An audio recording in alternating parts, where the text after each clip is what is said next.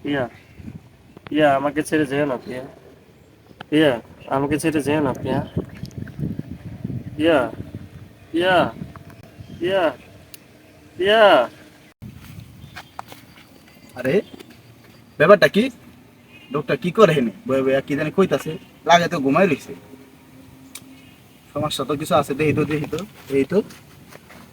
প্রিয়া, এ ভাই যেও না এ প্রিয়া। ভাই এই যে ভাই কিছে ভাই কিছে ভাই কিছে ভাই। ভাই কি কইতাছেন ভাই এইগুলি আবল তাবল ভাই?